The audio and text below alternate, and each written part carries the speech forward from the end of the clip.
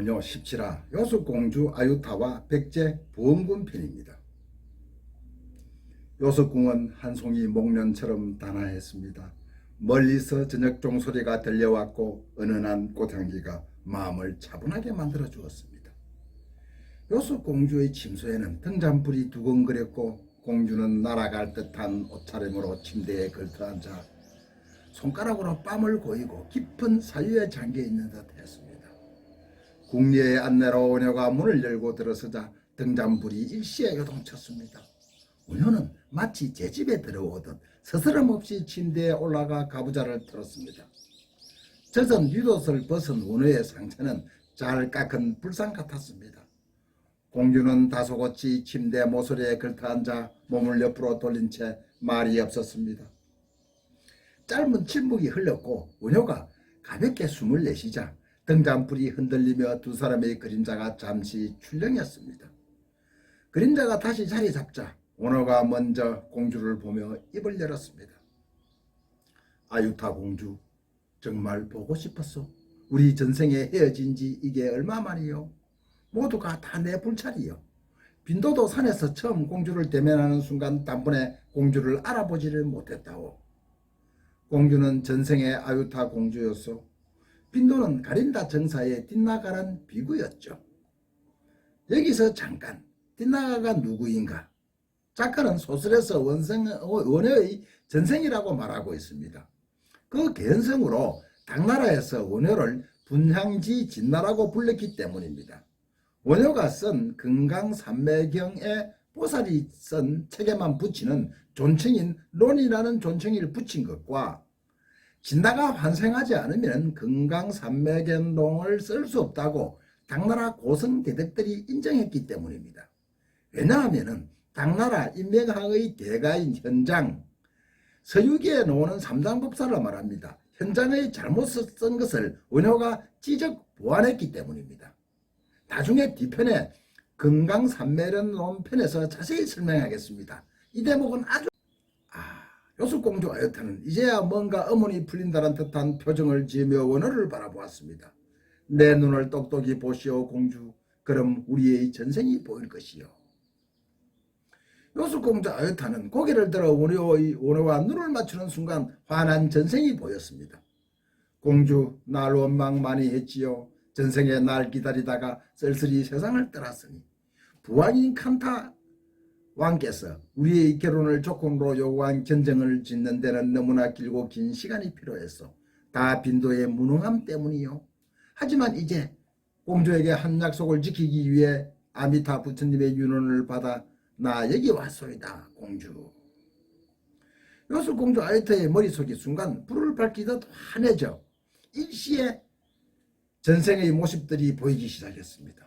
요술공주 아유타가 전생을 둘러보고 기억을 더듬는 사이 원효는 극락전터에서 아미타불에게 한 맹세를 되새겼습니다. 넓은 들판에 야생어가 끝없이 만발했고 하늘은 높고 티없이 맑았습니다. 잔잔한 호수 위에 뜬 연꽃 누각에서 뒷나가는 아미타불을 아련했습니다. 뒷나가는 원효의 전생 본명입니다. 잠자리 같은 날개 같은 부채를 든 아미타불이 미소를 머금은 채 뒷나가에게 하문했습니다. 뒷나가, 왜 다시 사바세계로 내려가라고 하오? 혹 여기가 불편할게라도 하오? 뒷나가는 머리를 숙이며 대답했습니다. 아니옵니다. 소인 이곳이 과분하옵니다. 아미타 부처님. 그럼 왜 무슨 맘 못할 사연이라도 있어? 저 말씀 올리기 부끄럽고 항공하오나 소인 전생 전선생 몇 생을 두고 서로 사모한 여인이 있었습니다. 그 여인에게 같이 영원한 자유를 얻어 극락정토에서 함께 할 것을 약속하였습니다. 그런데 무슨 인연인지 몇 생 몇 급을 거치면서 항상 만났지만 사랑을 이루지 못했고 약속도 지키지 못했습니다. 지금 그 여인은 다시 사바세계에 태어나 인간으로 살아가고 있습니다. 그 여인의 사랑이 워낙 지극정성이라 이곳으로 데려오려고 합니다. 빈도 다시 사바세계로 내려가 그 여인에게 공덕을 쌓게 하여 반드시 데리고 오겠습니다. 아미타 부처님, 청컨대 빈도의 청을 거절하지 말아 주시옵소서. 아미타불은 부채로 입을 가리며 빈건에 웃었습니다. 석가모니 부처님의 제자 목련존자가 불심으로 지옥에서 어머니를 구하더니 이번에 뒷나가가 사랑하는 여인을 이곳으로 데리고 오려고 하는구나. 그동안 두 사람의 사랑을 지키만 보았소. 뒷나가가 그 여인에게 한 언약을 꼭 지켜야 하오. 만약 뒷나가가 사바세계에 내려가 약속을 어기고 그 여인을 데리고 오지 못할 경우 뒷나가와 그 여인은 끝없는 생사의 윤회를 사바세계에서 되풀이해야 할 것이요. 명심하시오 뒷나가. 부디 많은 공덕을 쌓아야 할 것이요. 예, 항공하옵니다. 아미타 부처님. 명심 또 명심하겠습니다. 두 사람은 서로의 눈빛 속 전생을 보며 서로를 확인했습니다. 고개를 들고 원호를 바라보던 요술공주의 두 눈에서 광채가 스쳤습니다. 원호는 눈도 한번 깜빡이지 않고 말을 이었습니다. 공주, 우리 매생을 그치면서 서로 사랑했지만 이루어지지 못했소. 빈도가 처음 공주에게 한 말을 기억하고 있어. 원호가 잠시 말을 멈추자 아유타 공주가 대답을 하듯 고개를 끄덕였습니다. 전생을 서로 확인하는 순간이었습니다. 미안하오 다 빈도의 불찰이요. 만약 이 생에서 우리가 또 인연을 맺지 못하면 내생 내내생에 또다시 만나 서로 안타까워만 할 것이요 공주. 이것은 내가 공주에게 한 약속을 지키지 못했기 때문이요. 공주, 빈도는 원래 윤회를 마치고 극락정토에 있었소만 공주에게 한 약속을 지키기 위해 사바세계에서 다시 환생하였소. 하지만 이 생을 마지막으로 죽고 태어나는 윤회를 멈추고 극락정토에 영원히 들어갈 것이요. 네, 그때 반드시 공주를 얻고 극락정토로 들어갈 것이요. 공주도 업을 쌓아 미리 준비를 해두시오. 네, 그 말을 해주려고 여기 왔소이다 공주. 두 사람의 눈빛이 마주치는 순간 천지가 진동이라도 된 듯 멈추는 듯 하더니 곧 작은 소용돌이가 일기 시작했습니다. 원효가 손을 내밀자 요술공주 아유타는 자석에 끌리듯 원효의 품속으로 빨려 들어갔고 소용돌이는 곧 두 사람을 휘감고 어우러졌습니다. 이때가 원효 나이 38이었습니다. 한편 소정방은 백제 의자왕을 포로로 잡고 사비성을 점령한 소정방은 660년 8월 3일 당나라 군사들에게 명을 내렸습니다. 용감한 당군사들이여 백제 황제의 명에 따라 오늘부터 백제의 모든 것은 전부 우리 것이다. 마음껏 챙겨 당나라로 가져가라. 소정방 군사들에게 백제의 약탈을 허락했습니다. 당시에는 일반 군사들에게는 급료가 없었습니다. 전투에서 승리하면 점령지의 약탈이 보상이었고 공을 세운 병사들에게는 신분 상승과 장군들에게는 시급을 하사했습니다. 일반 병사들에게는 약탈과 부녀자 강간 그리고 포로로 잡은 적을 노예로 삼는 것이 일반화되어 있었습니다. 우리는 여기서 장자의 단생산사 뭉치면 살고 흩어지면 죽는다는 말을 상기할 필요가 있습니다. 우리는 위기 때마다 이 말을 상기했습니다. 이순신 장군이 명란해전을 앞두고 병사들에게 한 말이고 이승만 대통령이 국난 극복을 위해 자주 인용한 말입니다. 뭉치면 살고 흩어지면 죽는다는 660년 백제군에게는 어느 때보다도 필요한 말이었습니다. 그제서야 백성은 당나라에 저항하기 시작했습니다. 풍달장군 흑지상지, 의자왕의 사촌 동생 복신, 그리고 도침 스님입니다. 먼저 풍달장군 흑지상지를 주목해야 합니다. 당나라에 의자왕이 항복하자 흑지상지도 같이 처음에는 항복합니다만 당나라의 약탈을 목격하고 탈출하여 임종성에 주둔 불과 10일 만에 3만 부원군을 모아 나당연합군에 저항을 했습니다. 그러나 결국 백제 부원운동에 실패하자 당나라에 투항하여 당의 유명한 장군이 된 인물입니다. 의자왕의 사촌 동생 복신은 무왕의 조카입니다.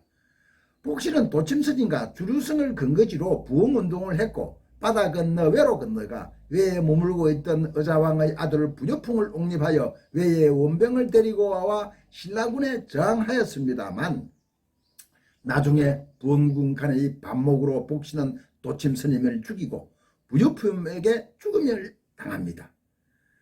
정말 뭉치면 살고 흩어지면 죽는다는 말이 절로 생각나는 대목입니다. 제3국인 외 일본 서기의 기록에도 부원군의 활약이 자세히 기록되어 있습니다. 왜는 백제와 동맹을 맺고 서로 교류하였기 때문입니다. 그럼 여기서 왜의 기록을 한번 보겠습니다.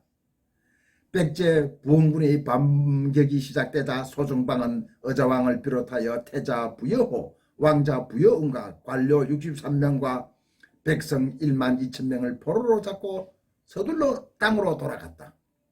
백제 전 영토가 팽개되지 않은 상황에서 소정방이 철수를 서두른 까닭은 백제 부원군과 싸워봤자 병력의 손실만 초래할 뿐이지 그 자신의 전공이 더 높아지지 않을 것이라고 판단했고, 소모전이 불가피한 전투는 신라 쪽에 떠넘긴 셈이다.